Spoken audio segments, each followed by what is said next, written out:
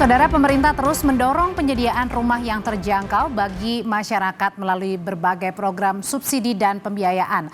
Alokasi anggaran subsidi ditujukan untuk mendukung masyarakat berpenghasilan rendah agar dapat memiliki hunian yang layak. Pemerintah, saudara, memberi anggaran sebesar 35 triliun rupiah dalam APBN 2025 dengan rincian alokasi anggaran sektor perumahan yang telah disepakati untuk tahun ini. Di antaranya adalah fasilitas likuiditas pembiayaan perumahan atau FLPP, ada sebanyak 220.000 unit rumah dengan anggaran 28,2 triliun rupiah. Kemudian ada juga untuk subsidi bantuan uang muka untuk 240.000 unit rumah dengan anggaran 0,98 triliun rupiah. Ada juga soal subsidi selisih bunga dengan anggaran 4,52 triliun rupiah ditujukan untuk 743.000 lebih rumah. Dan yang terakhir adalah tapera dengan anggaran 1,8 triliun ditujukan untuk 14.200 unit rumah. Sementara itu pemerintah menargetkan ada 3 juta rumah gratis, di mana 1 juta rumahnya ini berada di pedesaan, 1 juta rumahnya untuk di daerah pesisir, dan 1 juta rumah lainnya lagi untuk di daerah perkotaan. Dukungan pemerintah terhadap sektor perumahan diharapkan dapat meningkatkan jumlah rumah yang terjangkau bagi masyarakat. Lalu apakah pemerintah bisa mempercepat capaian target pembangunan rumah untuk masyarakat penghasilan rendah? Kita bahas usai tayangan berikut ini. Akan membangun 3 juta rumah untuk mereka yang belum punya rumah. 1 juta di pedesaan, 1 juta di pesisir, 1 juta di perkotaan. Pemerintah terus mendorong pembangunan 3 juta rumah yang dijanjikan Presiden Prabowo di saat debat Capres. Dalam program ini, pemerintah akan menanggung cicilan sebesar Rp600.000 per bulannya selama 25 tahun dengan total 18 triliun rupiah. Qatar turut mendukung program 3 juta rumah dan telah menandatangani MOU pengembangan proyek untuk 1 juta unit rumah pada 8 Januari lalu. Pihak swasta Qatar membangun 1 juta rumah di perkotaan dengan nilai investasi sebesar 262 triliun rupiah sampai 327,6 triliun rupiah. Presiden Prabowo Subianto menjanjikan 3 juta unit rumah untuk masyarakat berpenghasilan rendah. 1 juta unit di pedesaan, 1 juta unit di kawasan pesisir, dan 1 juta unit di perkotaan.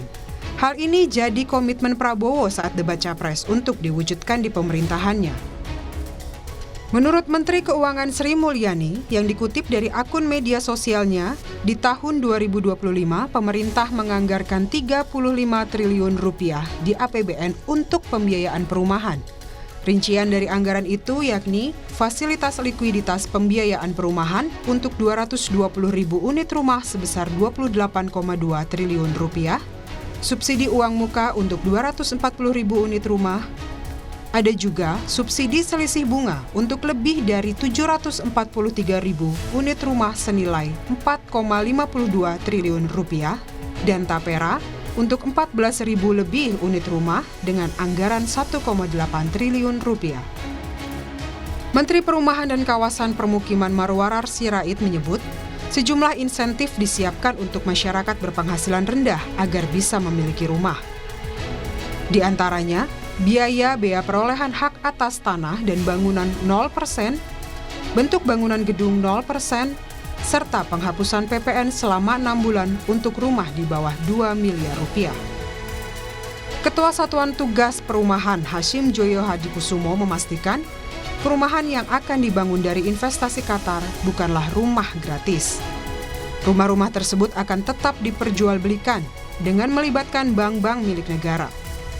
Sementara, skema berbeda akan diterapkan untuk rumah yang dibangun di pedesaan.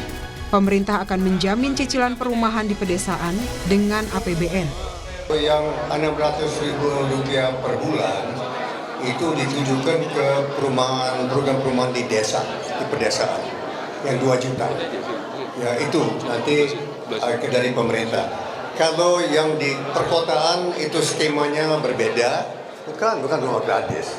Nanti orang harus membayar. itu di kota itu nanti kerjasama dengan perbankan, BTN, BRI ada di BTN ada di sini. Ya. Kalau di pedesaan itu nanti cicilannya ada, nanti cicilannya dijamin oleh pemerintah. Itu beda. Hasyim Joyo Hadikusumo membeberkan sejumlah lokasi 1 juta rumah investasi Qatar.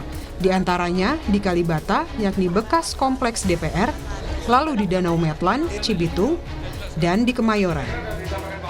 Selain pemerintah Qatar, Hasyim menyatakan selanjutnya ada investor Uni Emirat Arab yang akan melakukan penandatanganan MOU.